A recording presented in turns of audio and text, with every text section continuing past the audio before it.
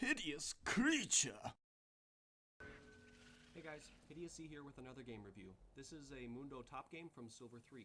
The student wanted particular feedback on laning, turning a lane victory into a map victory, and late game decision making. So that's what we're going to be talking about. Thanks for checking out this video. Let's jump in. Okay, so to start off, I'm going to go through most of the first 10 minutes of the game, and we'll get a little bit nitty-gritty on some things. The lane went pretty well for you overall, but there's definitely more you could have wrung out of it, so we'll take a look at that here. The overall goal of the early lane phase is just farming. This is a farm lane, and that's basically what you focus on, but already here, this is kind of you're not really thinking through the details of the matchup. So Garen comes at you with his Q. It's a level 1 Q. Back up here. So we can watch it happen in real time. Okay, I'm going to slow it down. So Garen secures this last hit. And then right here, he comes at you with the Q. And you think, okay, he's charging at me, I need to back off. You've already missed one CS. And now he's coming at you, and it's gonna end up costing you another. Or no, sorry, I haven't missed a CS yet, but it's gonna cost you this one, and that ends up costing you another. So, you might feel like you won this trade, because he came out with his Q, and you backed off, and he didn't end up doing any damage to you, but you did to him. But in reality, you know, you traded a tiny bit of whatever HP you would have lost, not much at all, for this CS. I mean, Garen's Q is at level 1 right now. Like, what's the worst case scenario? He hits you and he does, like, how much damage? It's very little. Okay, so he does 130 damage to you, which, yeah, that's not insignificant, but you're Doran's Blade Mundo. You're going to reduce that by a fair amount right out of the gate, so it's not going to do the whole full 130. And you have high health regen plus a Doran shield. So you can recover from that easily. This is the kind of thing where, you know, it's a trade. You're going to trade a little bit of HP for that last hit. Yeah, he'll get that hit on you, but as soon as he hits you, your minions are going to start attacking him too, which is then going to translate into the lane pushing your way a bit. So honestly, it's worth it. Secure the last hit and then back off. Now, a little bit later on, once he hits level 2 and 3, now that becomes more dangerous because Garen's going to start doing more damage. And that trade isn't going to be worth it because you're not just giving up a little bit of HP for a last hit. You're giving up a much bigger chunk of HP for a last hit. So this trade right here, Garen is engaging this. And again, forcing a trade like this is almost always a bad idea. But you backing off, you miss a great opportunity to capitalize on this mistake. Look at what's happening here. Again, I'm going to back up just a bit so I can illustrate what I'm talking about. Come on. Down. Here we go. Okay. So Garen hits his Q, and he's already like dealing with some minion blocks. So this is telegraphed really early on. So you know what's happening. I don't know why you're backing off here, though. Like, again, what's he gonna do? He's chasing you. I mean, if this is happening over here, then sure, run away. Because if you fight him over here, then all of these minions are going to start attacking you. That's not what's happening. He's running into your minion wave. And not only is it a minion wave, it's a cannon minion wave. So, and the cannons are, you know, doing significantly more damage than any of these guys. So not only do you have, oh, and you have a numbers advantage too. So you have an extra caster minion and a cannon minion here. You have a lot of help here. If Garen is going to chase you into the wave, that's awesome. Fight him. Maybe back off like a step, but not as far as you do. This whole time that you spend running away, it's needless. Yeah, he's going to hit you with his Q, he's going to do a little bit of damage, but if you turn around, he's going to take exponentially more damage. And look, he already took more damage than you took, just purely from the minions that aggroed on him after he hit you with his Q. If you'd hit him with your Q and your full combo, if you'd hit him with a full combo, he'd be at like half health right now. And then, you know, and then already you're being able to force your weight around. So don't miss opportunities like that. You need to understand the different power levels, and be looking for Garen to make a mistake. Just because he charges at you doesn't mean that you need to back off.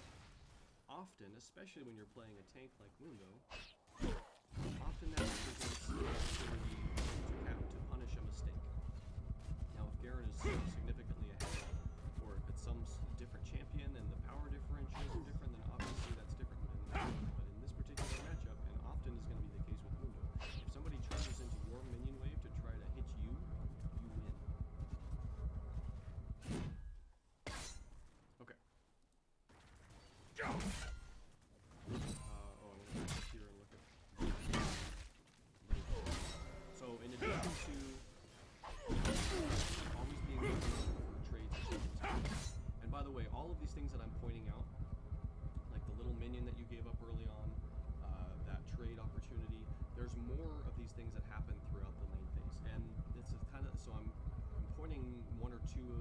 out specifically so that you can take them as a rule of the types of things that you can be looking out for. So I'm not going to go through and point out specifically every single one of every single thing that I could talk about in one phase every time you do something that I would suggest you do differently.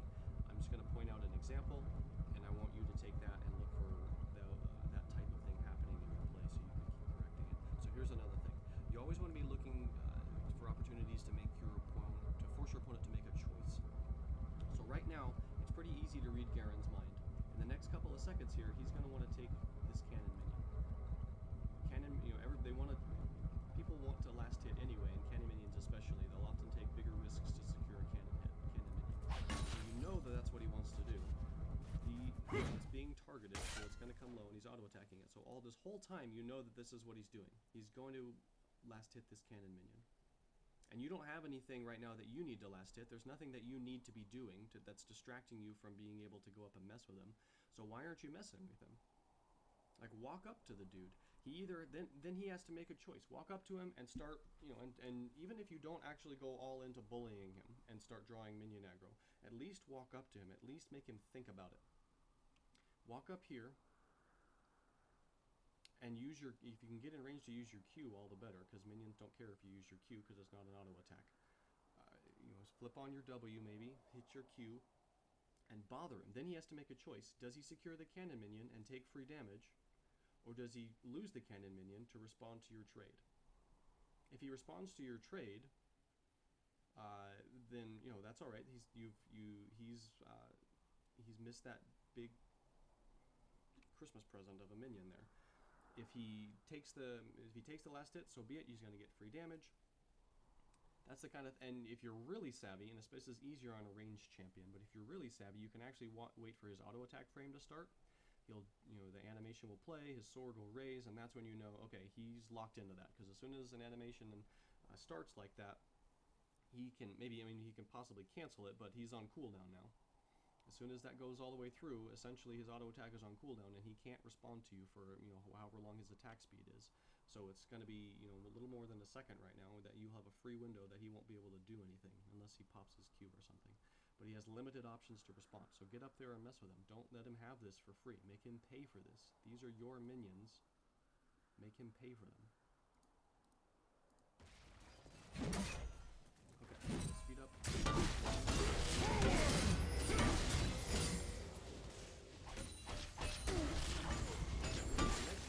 Here, Shaco is going to invade. He's pushing in on Tom Finch, and you see it. And that's good. I'm glad that you're looking at the mini-map. I'm glad that you're paying attention to this and being willing to respond. Those are good attributes that I want you to continue to focus on in developing. This, however, is pretty questionable. Shaco's pretty low. There's not really that much he could do if he went up and fought Tom. Like, in worst case scenario, Tom has to back off. Also, Shaco is really slippery. By the time that you get down here, he's going to be gone. Unless he just is insane and, there's the odds of you actually catching him out and getting a kill are really, really, really low. And because of the position of the minion wave, if Garen realizes that you're gone and he just power shoves this, you stand to lose a fair amount of gold and XP. And so to make up for that, you would have to get a kill. So to make this roam a good decision, you would need to get a kill. Or an assist. And that doesn't happen because Shaco is gonzo. And even if you were to come down and Shaco was still here, you still probably wouldn't get a kill because Shaco is really difficult to kill.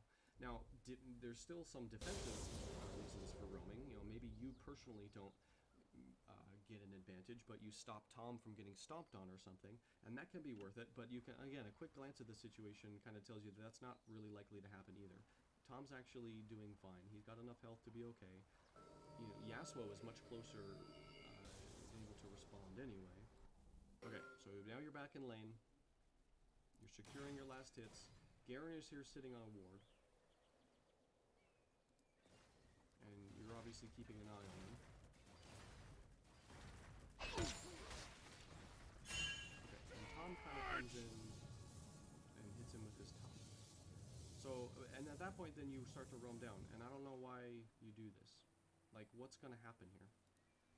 You burn your Q out, and it doesn't even hit. But even if it had hit, is that worth giving up 70 gold? Because you end up missing all 3 melee minions for that. There's no, I mean, Tom's level 3. He's not going to do anything. He can't create a gank here. Even if you two are both to respond and Thomas be able to get something, a good combo off, you're very unlikely to actually be able to get enough damage out to kill Garen. You just don't have the items and stuff yet. And again, unless Garen is an idiot and doesn't run. So, I mean, let Garen sit here all day if he wants to. Ping Tom back. If Garen wants to sit here on this ward while you just free farm and he's giving up last hits, you're winning the lane while that's happening. So let that happen. Don't do this. Don't walk away. Don't get baited into a fight just because a fight is available. Stay here. This is while you're winning the lane by doing this. This is your victory. You're working your 8 to 5 job. You're collecting your paycheck from these minions. You're going to wait for your bonus cash from kills to come in when Garen comes up and hands it to you. But right now, he's sort of handing you a mini bonus because he's not last hitting, and you have the opportunity to free farm while he's just goofing around in your tri-bush for some reason. Okay, so right now, you need to be thinking to yourself, this is my lane. Garen has no power here. He can't do anything to you. You have an army of minions backing you up. You can see, or you'll be able to see shortly that Shaco isn't here. So it is good to be aware of Shaco. But even if Shaco showed up right now, in worst case scenario, you have to burn your ult to run away. There's no real way that they can kill you. You have flash, you have your ult, you have all of everything else. There's no way that even if Shaco shows up and surprise attacks, that they can kill you. Garen doesn't have his ult yet. It's not going to happen. So you have all the power in this lane right now. If that and that tells you something. That can tell you that if Garen decides to attack you, you win. And so when Garen does start to move, you don't back off like that. Now, you might have just been backing off anyway, and if that's the case, I'm not sure why you were backing away. You need your movements to be moving forward. You want to be forcing Garen to respect the zone of threat that you represent. He should not be able to just be freely auto-attacking your minions right here. You need to be moving forward and bullying him out of this position because you have all the power here, and while you have the power, he's not getting any last hits, or at least he shouldn't be. And so when he does move forward, the fact that you're moving back, whether that was in response to him moving forward, I don't know, or if it's just because you're moving back for some reason. Either way, it's a mistake. And it's a little thing.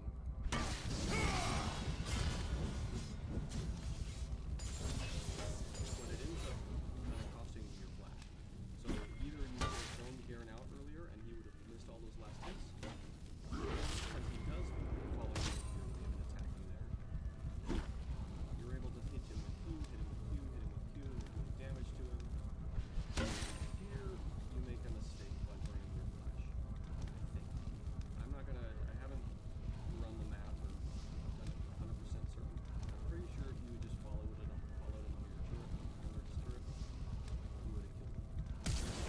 So, Burning Agony is on. All you need to do is get a little bit closer. You could have tanked another turret hit and been fine. I think that would have been worth doing. And then if you needed to, you could have burned flash to escape, I guess. I found out that was wrong. But that's a second thing, that's a little thing. Mostly it's just realizing when you're strong, and I'll be talking more about it later. Okay, so here's your first back. And you end up going for a Spirit Visage, because you build Cowl.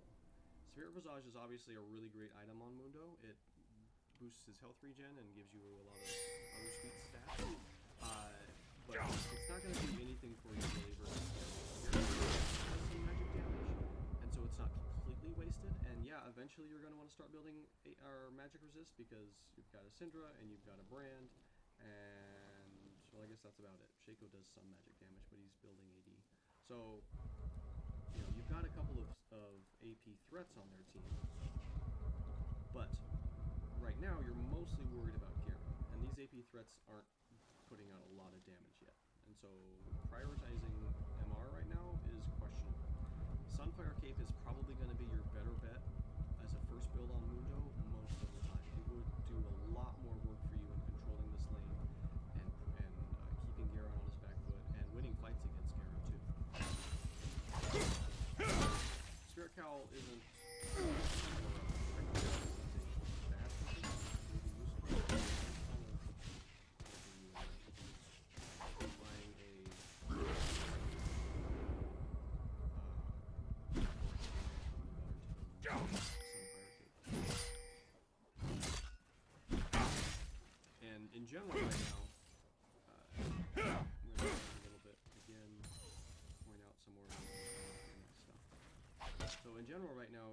be pushing this lane a little bit harder.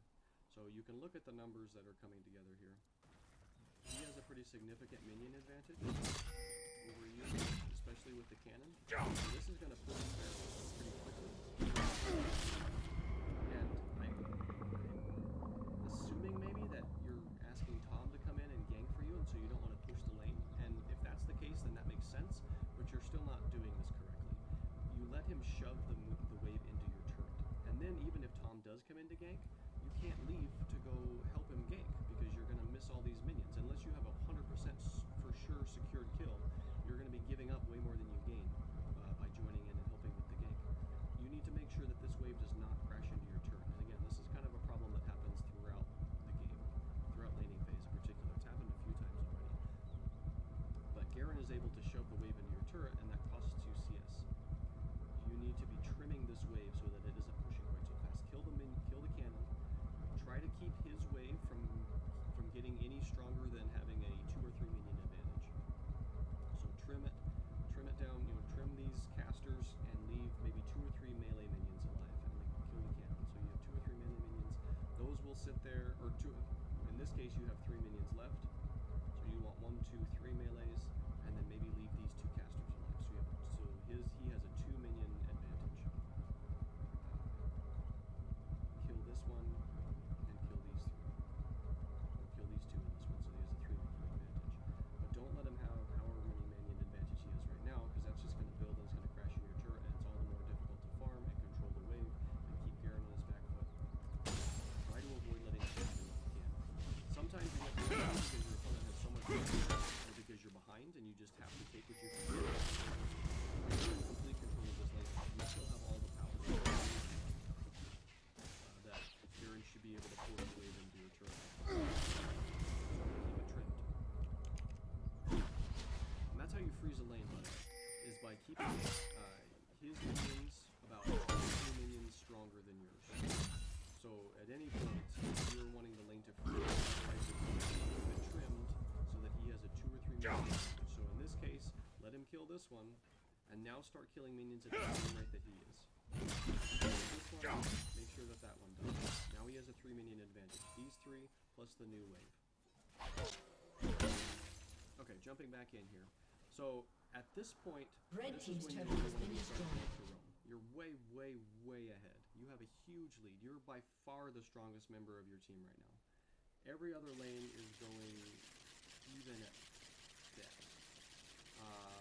Well, actually, I take that back. Caitlyn is really far ahead, but it's going to be a while before Caitlyn actually hits a significant power spike that's meaningful over anyone other than her direct matchup. Just because she's an AD carry and they scale hard late game, not mid game usually as much. So right now you have by far the biggest power spike. So you need to be looking to move that around the map. Don't just keep it locked up in top lane. You've already beat Garen, and so you don't need to keep coming back to top lane and keep beating Garen harder. There's no reason to do it. You're having diminishing returns right now. So, because, I mean, yeah, you could come up here and you could extend your CS lead on Garen by more, or potentially pick up another kill. And yeah, you'd be that much further ahead of Garen, but you're already strong enough and ahead of everyone on their team to go start beating them in other lanes. And so, to stay up here and beat Garen, who's already beaten, instead of going to mid and beating Syndra, who needs to be beaten still, or teleporting bot and beating, Jinx and Brand. Jinx is beaten, but Brand is going to end up being a major factor late game. So, making sure that Caitlyn's lead stays high. Syndra's honestly the biggest deal right now. If you can be looking to roam mid and making sure that Yasuo is getting snowballed and not Syndra, then you've got Garen, who's way behind, and Syndra, who's way behind. Instead, you just stay top lane, and Garen gets even a little bit more behind, but that doesn't end up making really nearly as big of a difference as it would if you were looking to put Syndra behind and Garen behind. So, at this point, you do not need to be giving Garen this kind of space either. I'm not sure what you're afraid of. Even if, again, it's still the case, you're so far ahead, even if Shaco does show up, you're probably going to be fine. You have ult, you have flash, there's almost nothing that they could do unless you go crazy and hard commit to an engage, but that you don't need to do that. There's no reason to let them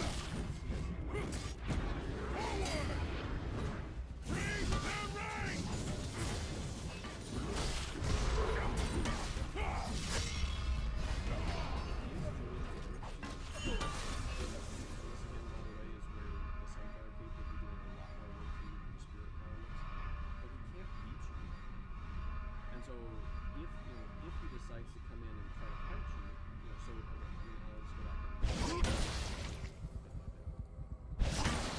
Right now, you have all the power. Red team's turret has been destroyed. Hit those Qs so that his passive isn't healing him all the time.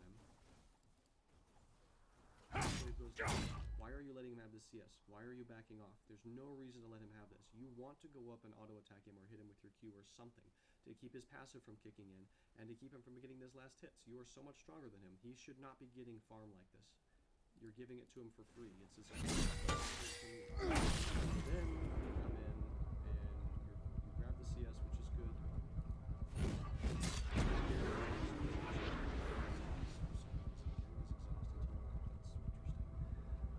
So yeah, right now that you're exhausted, sure, stay out of come back in.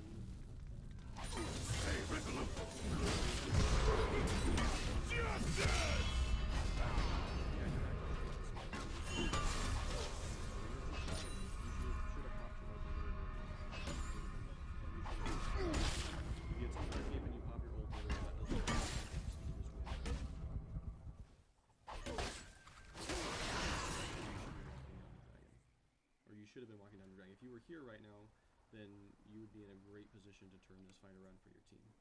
You see what's happening and you teleport in, but the teleport is and it's really poorly positioned because the fight is moving this way, and you're putting yourself way and so they're able to chase these guys and kill them, and then Brent comes in and cuts them off. Whereas again, if you were walking in right now, you would be in perfect position to set this up for your team. When you do come in, you end up being completely ineffective.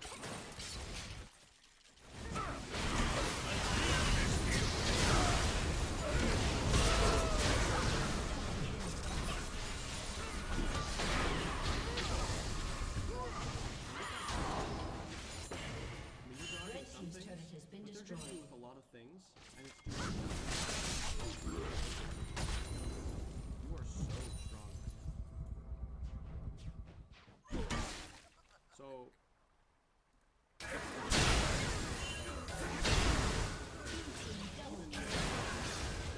teleport in, and you then end up compounding that error with some more.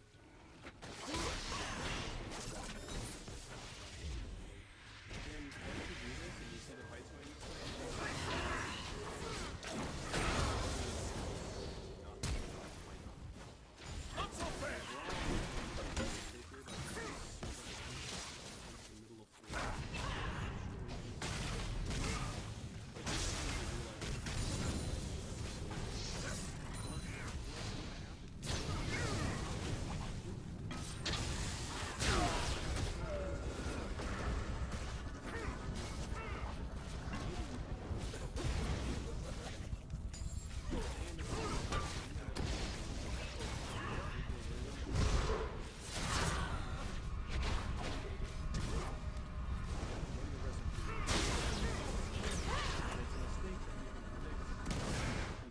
you're fighting on their terms.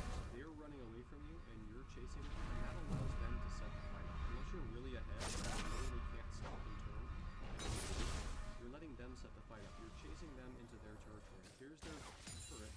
You guys come in here. You're strong enough that if you were fighting on here, you could have Syndra and Brain's world, and you probably would have won the fight. You're big enough to take up all their stuff. And then their team's going to because you fight them here, you can't do that because the turret's here. And if you get up in their grill, you're going to start taking turret shots and then you're going to die. So you have to stay back here, and you're not able to do your job effectively and do nearly as much damage as you could. They're able to focus on their targets and you lose. You want to fight them on your terms. So in this case, why are you chasing at all? They're running away. Go get Dragon. Like,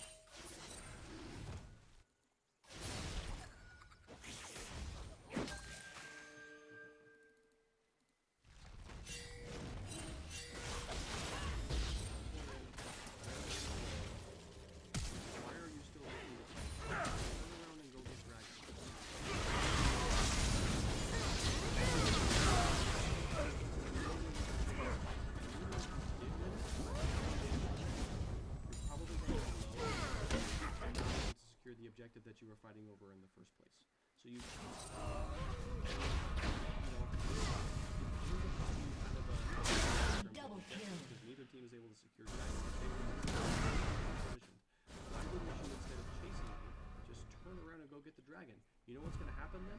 They're either going to just stay back here and you get a free dragon, or they're going to come to you, and you guys have great vision control of this area. You've got a ward here, you got a ward here, you got a ward on dragon. You throw a ward in this bush and this bush, and you've got total vision control.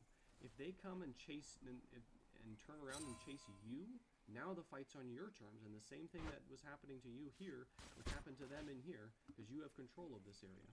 Don't chase them into their territory and fight them in their house. Turn around to the objective, and they're going to go, oh snap, we have to go stop them from taking dragon. And they're going to have to chase you instead of baiting you into the fight that they really want to have. Okay, so I just talked about that dragon fight, and that was half a roaming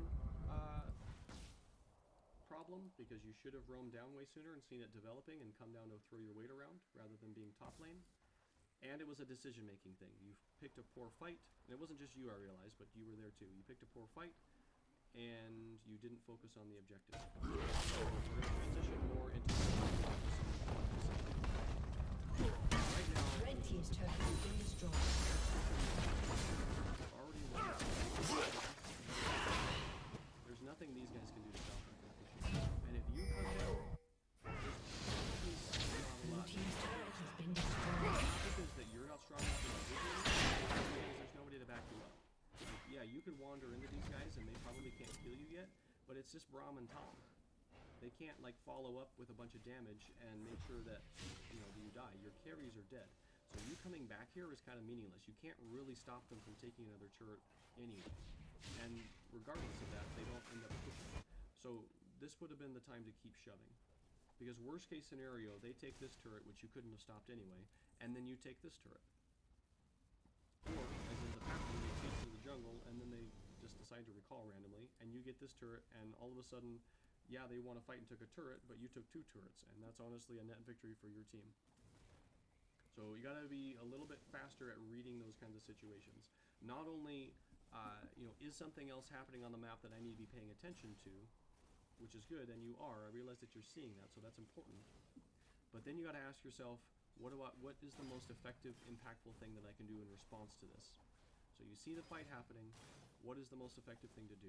If I go to the fight, can I make something happen? If I teleport into the fight, can I turn it around for my team? No.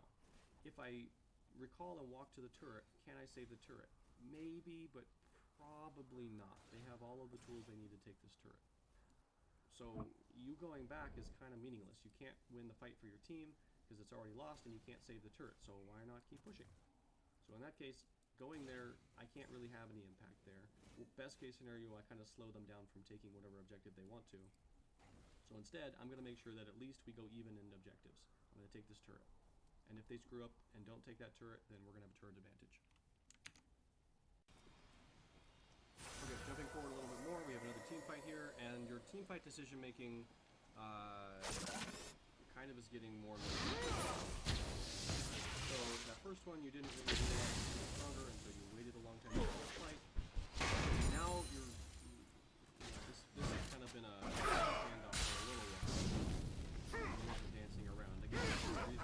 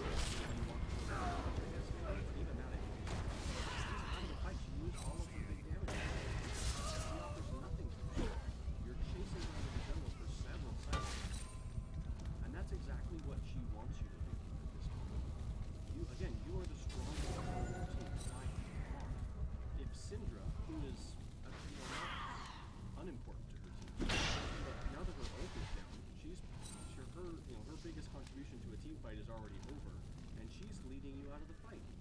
Just pulling you away, pulling you away. This is as effective as killing. Like, if she managed to 1v1 you somehow and kill you, that's exactly it's the same impact that she's having on the team fight with her team by drawing you out of this.